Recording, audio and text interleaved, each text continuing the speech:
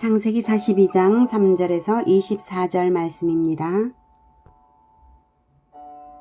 요셉의 형 10사람이 애굽에서 곡식을 사려고 내려갔으나 야곱이 요셉의 아우 베냐민은 그의 형들과 함께 보내지 아니하였으니 이는 그의 생각에 재난이 그에게 미칠까 두려워함이었더라. 이스라엘의 아들들이 양식 사러 간 자 중에 있으니 가나안 땅에 기근이 있음이라. 때에 요셉이 나라의 총리로서 그 땅 모든 백성에게 곡식을 팔더니 요셉의 형들이 와서 그 앞에서 땅에 엎드려 절하매 요셉이 보고 형들인 줄을 아나 모르는 체하고 엄한 소리로 그들에게 말하여 이르되 너희가 어디서 왔느냐? 그들이 이르되 곡물을 사려고 가나안에서 왔나이다. 요셉은 그의 형들을 알아보았으나 그들은 요셉을 알아보지 못하더라. 요셉이 그들에게 대하여 꾼 꿈을 생각하고 그들에게 이르되 너희는 정탐꾼들이라 이 나라의 틈을 엿보려고 왔느니라. 그들이 그에게 이르되 내 주여 아니니이다. 당신의 종들은 곡물을 사러 왔나이다. 우리는 다 한 사람의 아들들로서 확실한 자들이니 당신의 종들은 정탐꾼이 아니니이다. 요셉이 그들에게 이르되 아니라 너희가 이 나라의 틈을 엿보러 왔느니라. 그들이 이르되 당신의 종 우리들은 12형제로서 가나안 땅 한 사람의 아들들이라. 막내 아들은 오늘 아버지와 함께 있고 또 하나는 없어졌나이다. 요셉이 그들에게 이르되 내가 너희에게 이르기를 너희는 정탐꾼들이라 한 말이 이것이니라. 너희는 이같이 하여 너희 진실함을 증명할 것이라. 바로의 생명으로 맹세하노니 너희 막내 아우가 여기 오지 아니하면 너희가 여기서 나가지 못하리라. 너희 중 하나를 보내어 너희 아우를 데려오게 하고 너희는 갇히어 있으라. 내가 너희의 말을 시험하여 너희 중에 진실이 있는지 보리라. 바로의 생명으로 맹세하노니 그리하지 아니하면 너희는 과연 정탐꾼이니라. 하고 그들을 다 함께 3일을 가두었더라. 사흘 만에 요셉이 그들에게 이르되 나는 하나님을 경외하노니 너희는 이같이 하여 생명을 보전하라. 너희가 확실한 자들이면 너희 형제 중 한 사람만 그 옥에 갇히게 하고 너희는 곡식을 가지고 가서 너희 집안의 굶주림을 구하고 너희 막내 아우를 내게로 데리고 오라.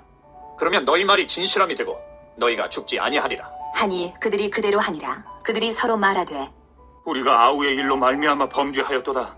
그가 우리에게 애걸할 때에 그 마음의 괴로움을 보고도 듣지 아니하였으므로 이 괴로움이 우리에게 임하도다. 루벤이 그들에게 대답하여 이르되 내가 너희에게 그 아이에 대하여 죄를 짓지 말라고 하지 아니하였더냐. 그래도 너희가 듣지 아니하였느니라. 그러므로 그의 핏값을 치르게 되었도다. 하니 그들 사이에 통역을 세웠으므로 그들은 요셉이 듣는 줄을 알지 못하였더라. 요셉이 그들을 떠나가서 울고 다시 돌아와서 그들과 말하다가 그들 중에서 시므온을 끌어내어 그들의 눈앞에서 결박하고 사랑하는 형제 여러분, 7월 2일 목요일 제주 예수제자교회 새벽 묵상에 오신 것을 환영합니다. 하나님은 풍년과 흉년을 사용해서 요셉을 애굽의 막강한 실세 권력자로 세우시고 계신데요. 먼저는 요셉이 애굽 왕의 꿈을 해몽한 그대로 7년 풍년 뒤 흉년이 시작되었다는 점과 흉년에 대비할 대안을 제시한 자라는 점에서 마치 애굽의 운명이 요셉의 손에 달린 듯 느껴졌을 것입니다. 요셉은 총리가 되어 애굽의 2인자로서 애굽의 곡식을 관리하므로 모든 사람의 생명이 요셉에게 달린 것과 같고 요셉은 이 기회에 애굽을 흔들림 없는 강대국으로 부상시켰고 바로의 권력을 강화시켰습니다. 이제 요셉의 힘은 이스라엘 족속을 다 불러서 애굽의 가장 좋은 땅에 이주시켜서 안정된 생활을 할 수 있게 해줄 충분한 권력을 갖추었습니다. 하나님은 바로 그렇게 하기 위해 요셉을 애굽으로 이끄신 것입니다. 이스라엘이 왜 애굽에 가야 하냐고요?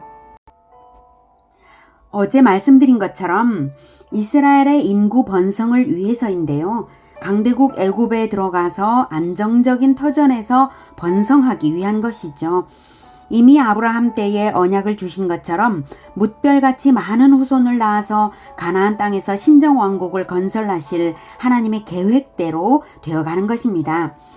요셉은 출애굽 후에 가나안에 하나님의 신정왕국을 건설하실 것과 왕이신 그리스도가 태어날 것까지 미리 다 내다보고 알고 있습니다.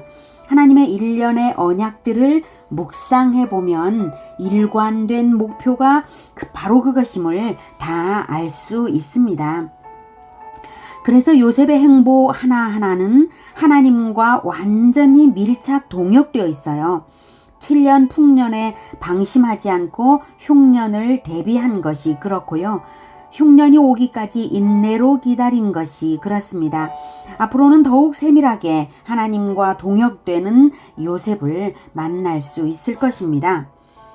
지난 7년 동안 고향에 대한 요셉의 마음이 어떠했을까요? 얼마나 그리웠을까요? 내가 살아있는 것을 아버지는 아실까? 아버지가 지금까지 살아계실까? 아기였던 내 동생 베냐민은 잘 자랐을까? 형들에게 해코지를 당하지는 않았을까? 흉년에 굶어 죽은 사람은 없을까? 어서 곡식을 사러 와야 할 텐데. 그런데 오면 어떻게 하지? 내가 요셉이라고 알릴까? 아니야. 나를 알리기 전에 해야 할 일이 있어. 자, 형들이 와도 요셉이 자신을 형들에게 나타낼 수 있으려면 형들에게 두 가지가 있어야 합니다. 반드시요. 그것은 첫째로 죄를 완전히 버려서 다시는 반복하지 않을 만큼의 회개가 있어야 하는데요. 마음으로만 아니라 행동으로 증명되어야 합니다. 둘째로는 공동체를 위한 희생적 형제 우애를 보여야 합니다. 과거의 사건 한 가지만 회개를 한다 해서 될 일이 아닙니다. 사건 하나만 회개한다는 것은 진정한 회개도 아니고, 형들은 시기와 질투가 가득하고 잔인하기 때문에 완전한 회개가 아니면 언제든지 다시 형제를 시기 질투할 수 있고 공동체의 위기 상황이 또 발생할 수 있는 것입니다. 형제를 미워하여 살해하는 죄였으니 회개가 실천적인 형제 사랑으로 나타나야만 하는 것입니다. 어떻게 이 일이 이루어질 수 있을까요?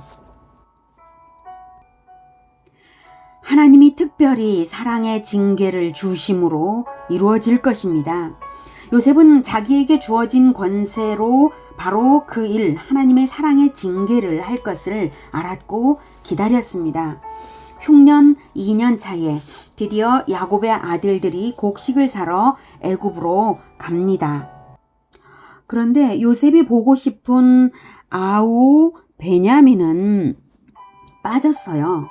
야곱은 라헬이 낳은 아들들만 사랑하는데 아들 요셉을 잃은 충격이 컸던 아버지 야곱은 막내 베냐민은 잃지 않으려고 특별히 보호하는 것입니다. 요셉의 형들이 곡식을 사려고 와서 애굽 총리 앞에 와서 땅에 엎드려 절을 했습니다. 총리가 요셉인 줄 알아보지 못했어요. 요셉이 20여 년 전 꾼 첫 번째 꿈이 이루어지는 순간이죠. 꿈에서는 형들의 곡식단들이 요셉의 곡식단에게 절하는 것이었는데 곡식을 얻기 위하여 형들이 절하는 것으로 성취되었습니다. 요셉은 그 꿈을 마음에 품고 있었기 때문에 그 꿈이 성취되고 있다는 것도 알고 감격했을 거예요. 그런데 형들에게 아주 엄한 목소리로 너희들 스파이지 라고 몰아붙입니다. 왜 그랬을까요? 아버지 야곱과 온 가족이 와야 하기 때문에 상황을 주도하는 것입니다. 당시 애굽은 곡식이 많고 또 옥토가 펼쳐져 있는데 사방이 탁 트인 나라여서 사방의 많은 나라들이 애굽에 스파이를 보내어 정탐을 하곤 했기 때문에 곡식을 팔면서도 스파이인가 아닌가를 감시하고 있었고 또 스파이로 몰아붙이는 것이 아주 자연스러운 일이었습니다. 자, 그러니 형들이 어쩌겠어요? 자기들이 스파이가 아니라는 것을 증명할 방법이 없으니까 10명이나 몰려오는 것도 한 형제들이라서 그렇지 스파이가 아니라는 것을 알리려고 애를 썼습니다. 10명이 형제인 것이 증명되면 의심이 풀릴 것이라 생각했겠죠. 그래서 우리는 12형제로서 가나안 땅 한 사람의 아들들이라 막내 아들은 오늘 아버지와 함께 있고 또 하나는 없어졌나이다.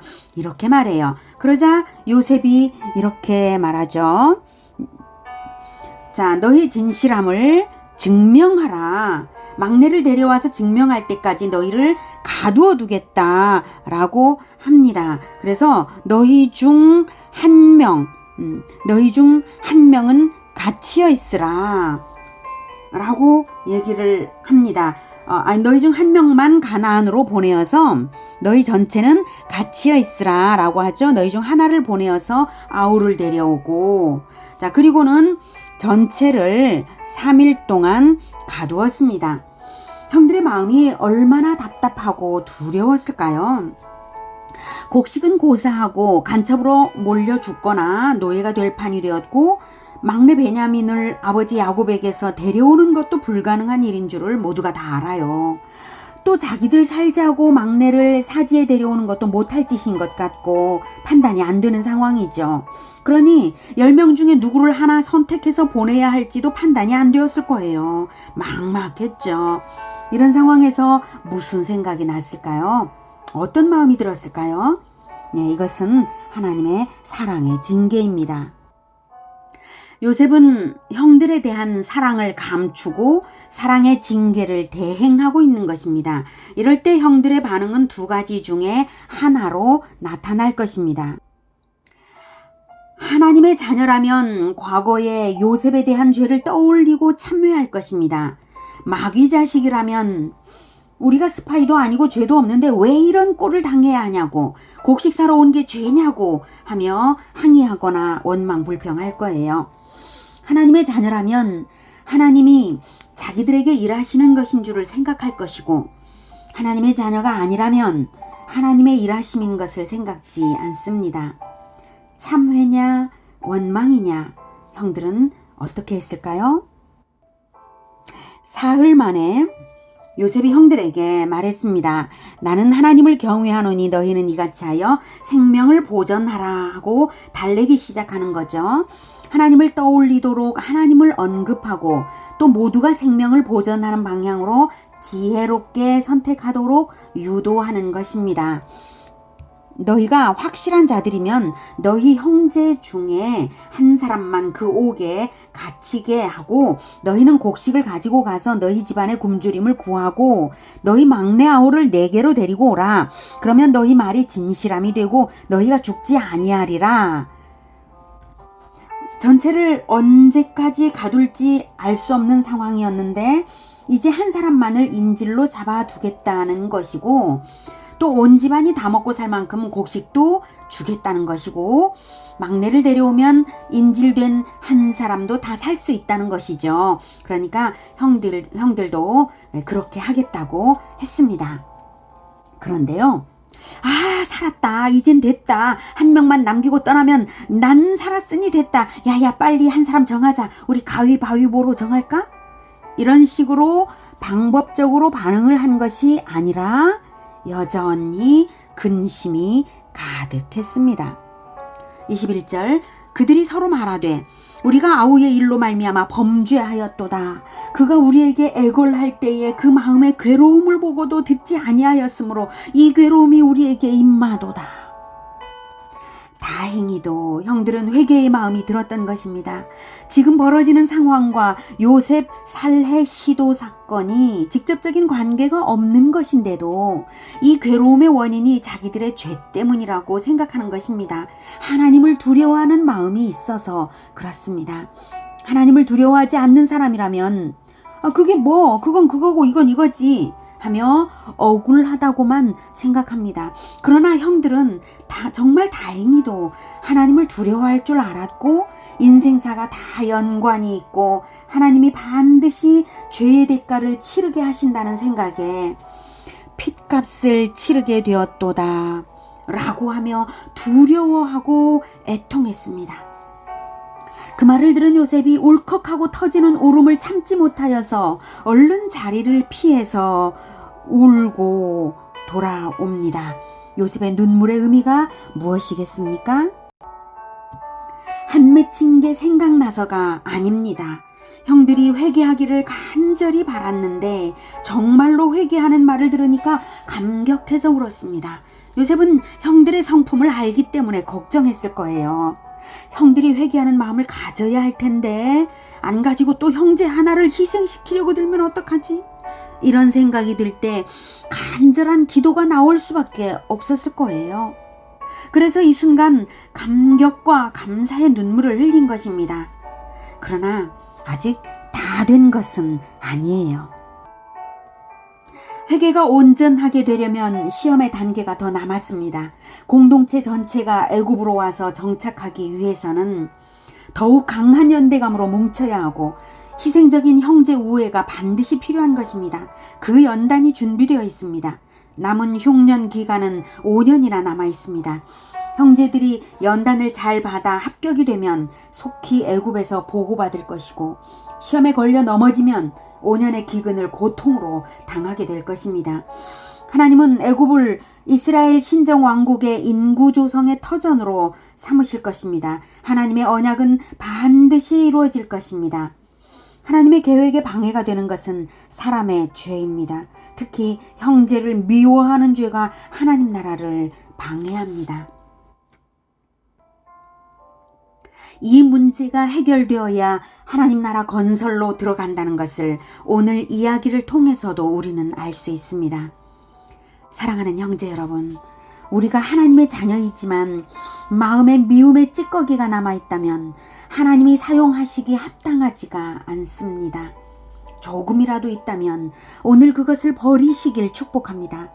마음의 상처를 온전히 버리고 하나님의 은혜만을 묵상하던 요셉은 형제를 미워하기는커녕 그들의 회개를 위해 하나님께 아름답게 협력되고 있습니다. 언약을 기억하며 하나님의 은혜를 묵상하는 것이 중요한 비결입니다. 예수님이 내 죄를 짊어지고 십자가에서 죽으시며 우리의 죄를 사해달라고 기도하신 것을 생각해 보세요. 그리고 하나님이 언약을 반드시 이루실 것을 생각해 보세요. 예수님이 왕으로 오실 것을 생각해 보십시오. 예수님이 오셨을 때 우리를 기뻐하실 모습을 생각해 보십시오. 영원한 상을 받을 것을 생각해 보십시오. 이 세상 찌꺼기를 마음에 남길 이유가 없어집니다. 예수님이 남기신 놀라운 권세와 사명을 생각해 보십시오. 모든 민족을 제자 삼아 예수님이 분부하신 모든 것을 가르쳐 지키게 하라는 명령은 우리에게 주신 사명이자 권세입니다. 실천에 따라 영원한 보상이 될 놀라운 영광이 될 것입니다. 요셉처럼 하나님의 일에 동역되고 대행자로 우뚝 서는 우리 모두가 되기를 축복합니다. 기도하겠습니다. 은혜가 충만하신 아버지, 형제 우애를 너무나 기뻐하시는 아버지, 형제 우애를 위하여, 회개를 위하여 상처받은 사람을 오히려 하나님께서 사용하십니다. 우리가 상처를 버리겠습니다.